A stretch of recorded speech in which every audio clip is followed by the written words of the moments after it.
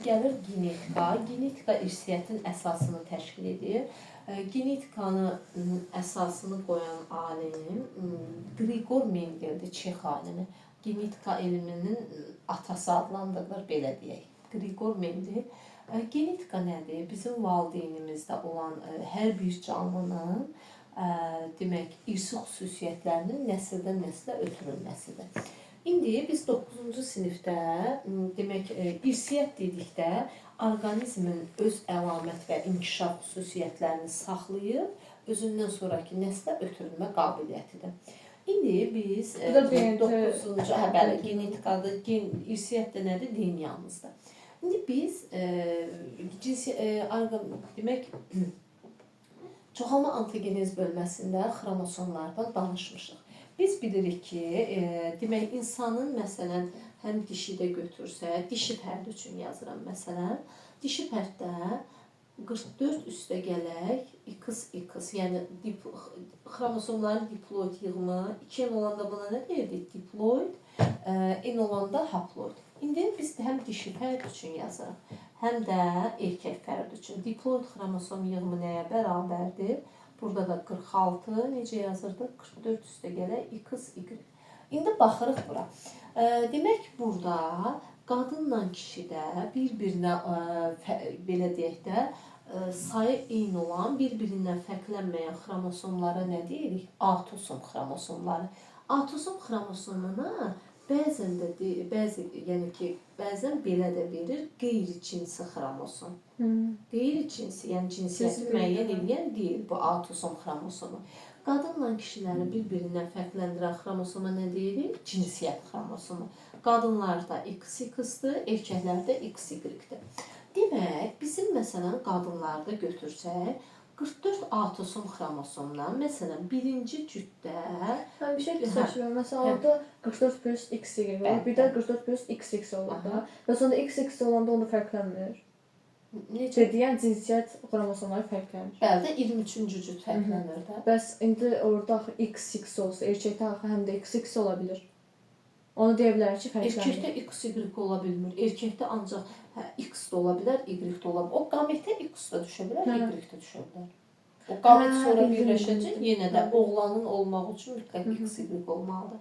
Demək, bizim 46 nə deməkdir? 23 cüt. Məsələn, sənin birinci cütdə 2 dənə bir-birinə oxşar xromosom var. Buna deyirik homoloji xromosom. Homoloji eyni. Yəni, məsələn, ikinci cütdə yenə bir-birinə oxşar xromosomlar var. Bu da olur homoloji xromosom. Gəlirəm 23-cü cütdə, qadında. 23-cü cütdə, gəldim 23-cü cütdə, ay sağ ol. Burada yenə də bir-birinə oxşar xromosomdur. Yəni, cinsi xromosomun ikisi də eynidir. Bir dənə onu burada göstərim. Bax, burada şəkildə vermişdik xromosomlarda. Bax, burada yadınızda da 23-cü cütdə. Məsələn, biraz iri olanda X-dır, biraz balaca olanda nə idi? Y-dir. X cinsi xromosomu Y cinsi xromosomundan daha böyükdür. Demək, qayıdıram. Demək, 23-cü cütdə X bunu götürək. Demək, X-dir, eynidir. X-dir axı burada ona görə. Başa düşdü? Amma mən gəlirəm erkək fərddə. Yenə birinci cütdə bir-birinə oxşar xromosomdur. İkinci cütdə, yəni hər cütdəkilər bir-birinə oxşardır, homologdur.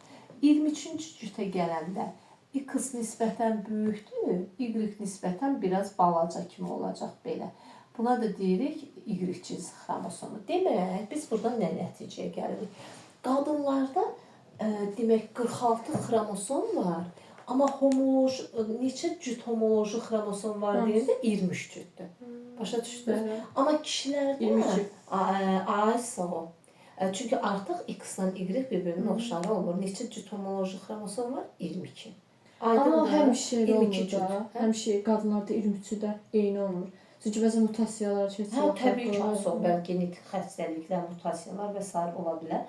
Xromosomun strukturu dəyişər və s. İndi burada bir də bir şey var. Deyir ki, imtahanı necə düşür? Qadınlarda neçə xromosom müxtəlifliyi var?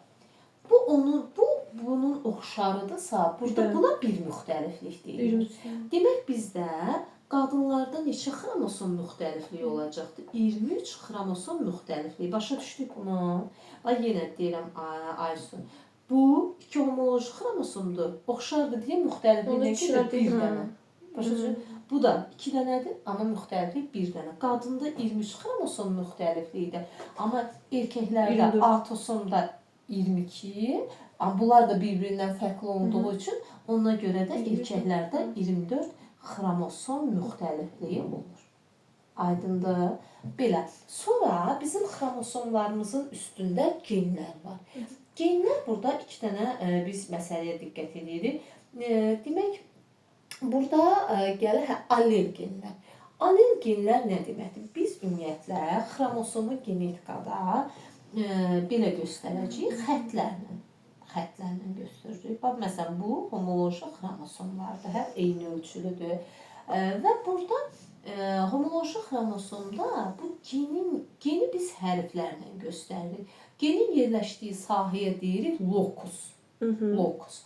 Məsələn, mən hər hansı bir əlamətin, məsələn, göz rənginin mən genlə göstərirəm. Bunu mən belə də yaza bilərəm. Belə. Sonra amma bu hər iki gen eyni bir əlamətə cavabdehdir. Nəyə? Gözün rəngini tənzimləyir. Və yaxud da mən bunu belə də yaza bilərəm. Birini böyük, birini kiçik. Yenə hər iki gen göz rəngini müəyyən edir. Bax, buna deyirik, bu deyirəm indi. Bax, bundan deyirik allel genlər. Allel nə deməkdir? Homoloji xromosomun eyni bir sahəsində yerləşirlər və eyni bir əlamət nə idi? Göz rəngi. Gözün rəngini tənzimləyən genlərdir, allel genlər. Məsələn, əgər burada allel genlərin hər ikisi böyük hərf olarsa, buna deyirik dominant allellər. Ayson, artıq orada kiçik varsa, biri dominantdır, gözün rəngini müəyyən edən, biri resessivdir. Biz genetikada artıq indi 10-cu sinifdə də ona gələcəyik. Əgər əlaməti müəyyən edən geni böyük hərflə göstəririksə, ona deyirik dominant gen. Amma kiçik hərflə göstəririksə, ona nə deyirik? Resessiv gen. Amma burada hər ikisi nəyi müəyyən edir? Məsələn, gözün rəngi eyni bir əlamətə cavabdehdirlər. Ümumiyyətlə, yadınızda saxlayın. Məsələn, məsələn, biz allel genlərin tərifində də bax yazırıq. Homoloji xromosomlar, bax bu vardır, eyni bir sahəsində bir əlaməti tənzimləyən və bir-birinə gen cütləri olur ki, bunlara nə deyirik? Allel genlər. Məsələn, bax, böyüyə, kiçiyə, burada B-dirsə, bu başqa bir əlaməti müəyyən edən genlər. Amma eyni hərf olmalıdır. Mütləq eyni hərf olmalıdır, allel. Əgər hərflər müxtəlif olarsa, məsələn,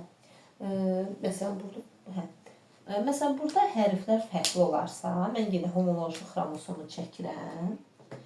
Eyni bir homoloji xromosomda. Bura A yazmışam inci.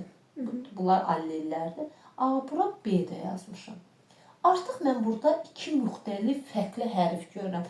Demək, A-lar nəyə müəyyən edir? Gözün rəngini, eyni bir xromosomdadılar amma. B də müəyyən edir, tutalım ki, burunun formasını.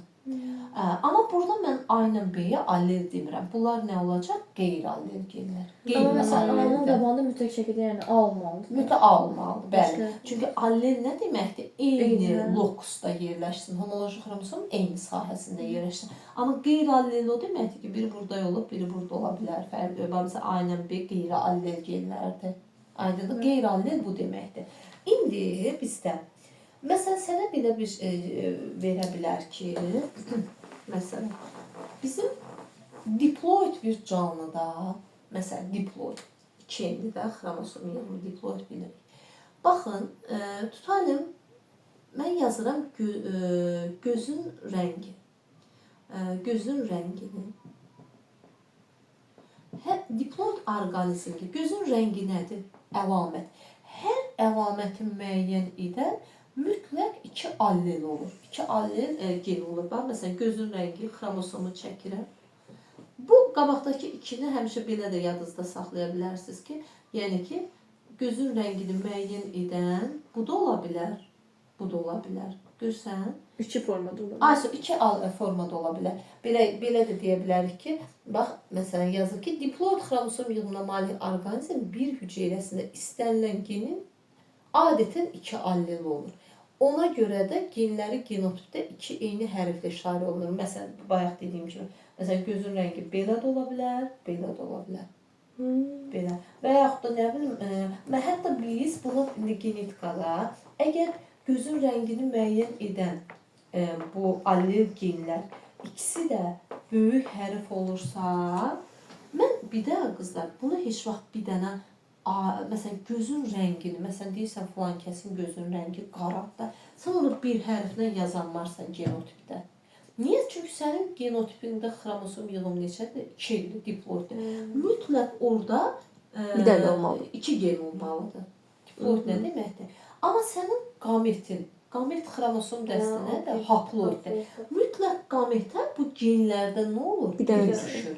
Təbii ki, bir neçə də düşə bilər. O məsələn poliploidiya olanda və s. İndi biz normal haldan danışırıq ki, məsələn bu qametə, məsələn bunu götürsək, qametə burada ya bu düşə bilər, ya bu düşə bilər, ya tək halda düşəcək diploid orqanizmin qametinə. Məsələn, bunu mən belə yazsam, böyüyə adı, bir də böyüyə kiçik adı. Qameti yazanda qametə demək allel genlər, bunlar alleldir, ancaq biri düşəcək. Məsələn, burada qametə böyüyə adı düşür. Amma burada qametə 2 ehtimal var. Bu allel genlərdən böyüyə adı düşə bilər, kiçik adı düşə bilər. Başa düşdünüz? Əgər hərflər eynidirsə, buna deyirik homozigot genotip. Eyni, görürsən, homo. Əgər biri böyük, biri kiçikdirsə, buna deyirik heterozigot genotip. Ancaq böyük hərflər görürsənsə, dominantdır. Məsələn, bu dominant homozigot genotipdir. Bu isə dominant heterozigot genotipdir. Amma məsələn, mən kiçik adı yazsam burada, tutayım. Böyük kiçik alanda da dominant olur. Dominant olur. Bəli, orada böyük A'nın əlaməti üzə çıxır, tam dominantlıqda. Kiçik A isə demək resesiv genotipdir. Buna dominantlıq yoxdur. Bəli, bunda dominantlıq yoxdur. Bunlar resesiv, gizlidir, müəyyən vaxtda üzə çıxa bilər. Bunun da, yəni məsələn kiçik A, bəli, genotipinin qametdə mütləq nə düşəcək? Kiçik A geni. Yəni bunlar ikisi allellərdir, allellərdən biri düşür qametə. Buna hətta deyilir qametlərin saflığı hipotezi. Yəni qametə allellərdən biri düşməlidir. Aydındır, bax belə. İndi gəlirik burada. Dominant resesivi ilə bizim kitabda da verilibdir. Məsələn, insanda dominant əlamətləri nə deyə bilərik? Baxın, burada da verilib. Dominant əlamətlər hansıdır? Baxın, qara saç. Məsələn, sən deyir ki, qara saçın genotipini yaz. Aysun. Qara saçın genotipini dominantsa, böyük A yazıram. Dominant homozigot da ola bilər qara saç, dominant heterozigot da ola bilər. Başa düşün.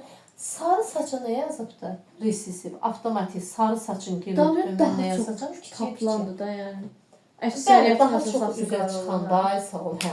Və yaxud da deyir ki, dərinin tünd rəngini məsələdə verir. Dərinin tünd rəngi dominantdır. Demək, dominant homo belə də yaza bilərsən, dominant belə də yaza bilərsən. Amma məsələn yazıb, dərinin demək açıq rəngli dəri, bəyaz rəngli. Açıq rəngli ancaq resesivdir. Demək, onu necə yazarsa, kiçiyə yazacaqsa.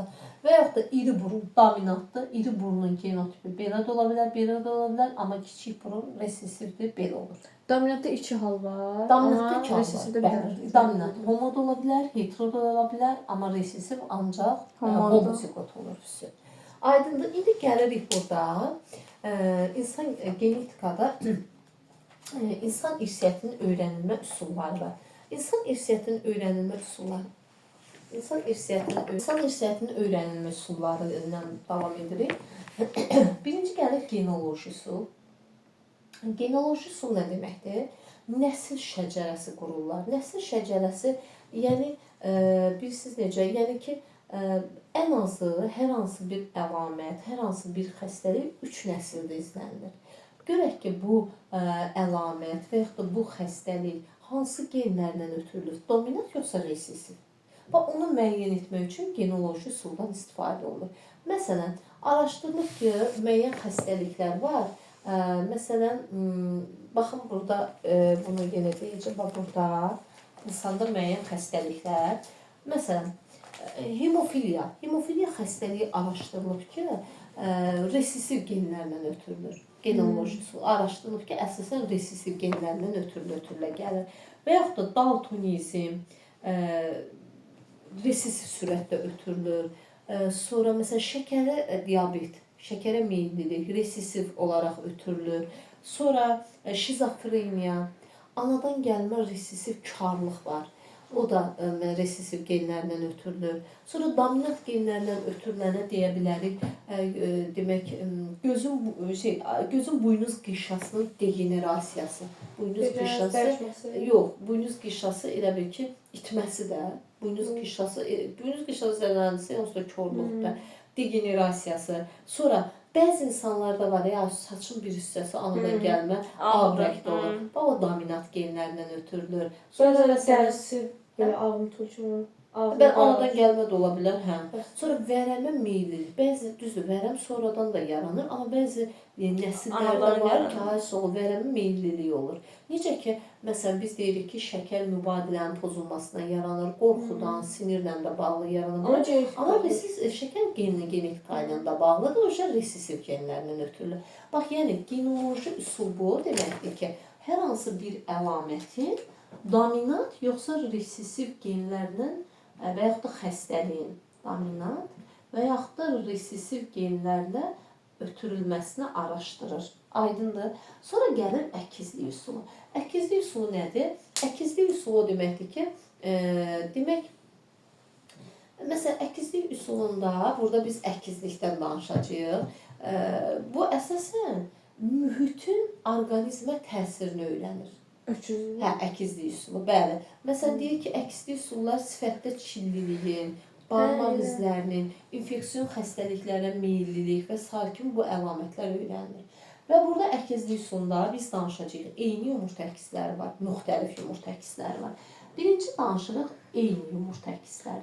Eyni və yaxud da müxtəlif olması da ətraf mühitdən asılıdır. Yox, eyni yumurta əkizləri. Bəzi şeylər var ki, məsələn, yəni bu əkizlərə mühit necə təsir göstərir? Genetika eynidir, amma mühitin təsiri fərqli olaraq görürük. Məsələn, əkizlərlə birinin çili var, birinin yox. Və yaxud da əkizlər mühitin təsirindən birinin inkişafı, boyu sürətlə artır, biri qalır və yaxud da qidalanma yaxşı olmaya bilər və s. belə şeylər var da. Demək, diqqətli qulaq asır. Eyni yumurta əkizləri. Bunların xüsusiyyətləri necə olacaqdır? Əkizləri. Bunlardan xüsusiyyətləri nədir? Bunlar necə olur? Eyni cinsiyyətli olur. Yəni, nə olacaqdır? Ya qız ola bilər, ya da oğlan ola bilər. Eyni cinsiyyətli. İkinci, eyni yumurta əkizlərində bir dövrdən ibarət. Ciftin sayı bir cift olur. Bir cift olur. Burada biri zərif, biri cüz ola bilər. Sonra, məsələn, deyəcəm, eyni yumurta əkizlərində uşağın sayından asılı olmayaraq hər zaman mayalanmada bir spermatozoid mayalanmada həmişə 2 qamet iştirak edir. Burada uşağın sayının aidiyyatı yoxdur. Ola bilər 3 dənə eyni yumurta öküzü olar, fərqi yoxdur. Mayalanmada 2 qamet iştirak edir. Bir erkək qamet, bir dənə də dişi qamet iştirak edir. Sonra şəkilə baxanda təbii ki, amma burada bir dənə yadınızda saxlayın. Göbək ciyəsinin sayı nədir? Uşağın sayı qədər olur. O həmişə elədir. O göbək ciyəsi uşağın sayı qədər olur. Sayı qədər olur. Cift birdən olur, qədər olur. Demək, burada eyni yumurta əkizlərində bir də diqqət edirsiniz nəyə? Biz mayalanmış yumurta hüceyrəyə nə deyirik? Zigot. Zigot bölünüb nəyə yaradır? Blastomerləri. Bu blastomerlər deyirik, blastomerlər toplusu morullar, sonra kənara çəkilirdi blastolar. Bunları bilirsiniz. İndi necə olur bəs mayalanmada 2 qamet iştirak edir? Məsələn, 3 eyni yumurta əkizli uşaq doğulur. Bunun səbəbi odur ki, o zigot bölünür, blastomerlər yaradır. O blastomerlər nə idi? Bir hüceyrədir. O blastomerlər ayrılır, hərəsi bir rüşeymə başlanğıc verir. Normalda Normalda bizdə bir necə dənə ayrılmırdı da blastomeriya. Morulladan bir başlayırlar.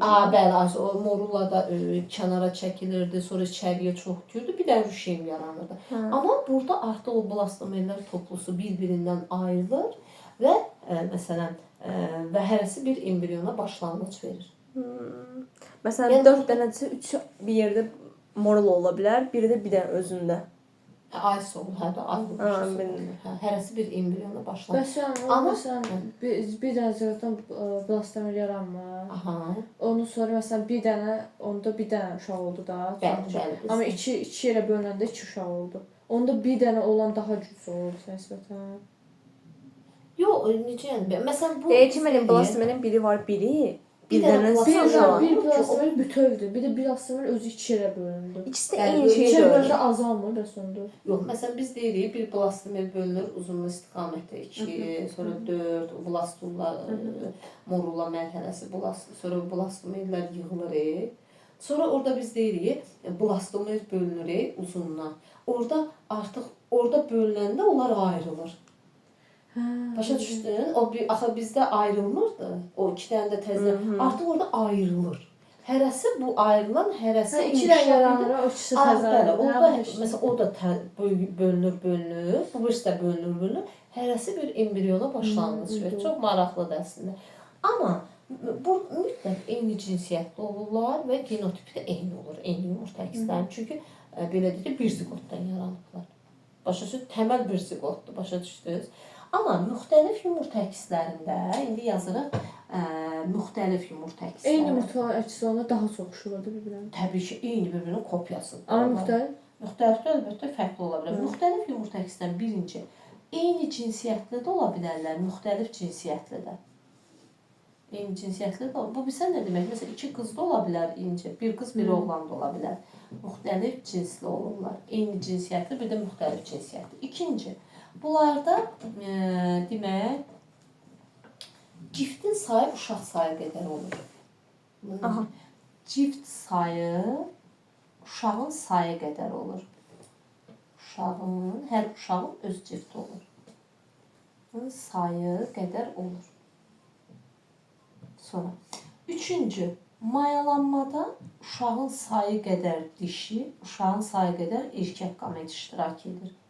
Mayalanmada uşağın, yəni neçə uşaq yaranıbsa, uşağın biz insan üçün yazırıq da, uşağın sayı qədər dişi, uşağın sayı qədər erkək qamet iştirak edir. Bu nə deməkdir? Məsələn, 2 dənə müxtəlif yumurta əksli uşaq doğulubsa, 2 dənə dişi, 2 dənə də erkək qamet iştirak edəcəkdir. Başa düşdünüz?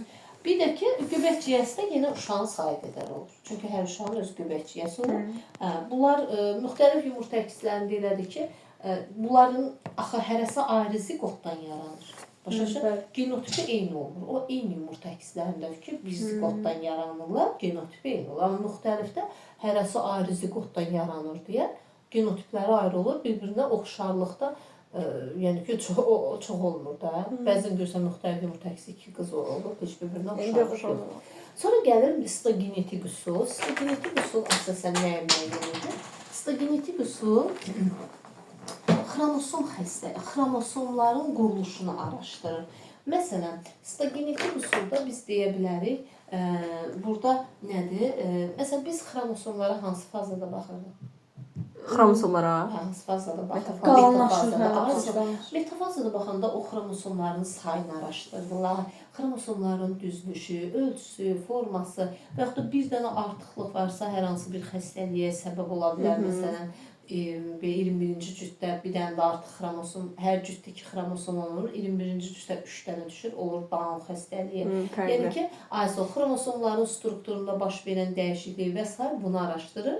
Buna deyirik histogenetik üsul. Məsələn, burada da qadından kişidə olan xromosomları verir, şəkillərlə göstərir. Biokimyəvi üsul nə deməkdir? Bu əsasən biokimyəvi nədir? Orqanizmdə olan demək maddələr mübadiləsində baş verən çatışmazlıqları, səbəblərini öyrənməyə kömək edir. Məsələn, şəkərli diabet. Şəkərli diabet genetika ilə də bağlıdır, amma şəkərli diabet maddələr mübadiləsində baş verən pozulmalar nəticəsində sonradan da yarana bilər. Və yaxud da buna şəkərli diabetdən başqa, məsələn, bunu misal göstərə bilərik, biokimyəvi üsulla oraq şəkilli hüceyrə anemiyası, qan azlığı, bu artıq maddələr mübadiləsi nəticəsində yarana bilən xəstəliklərdir. Belə. Sonra gəlir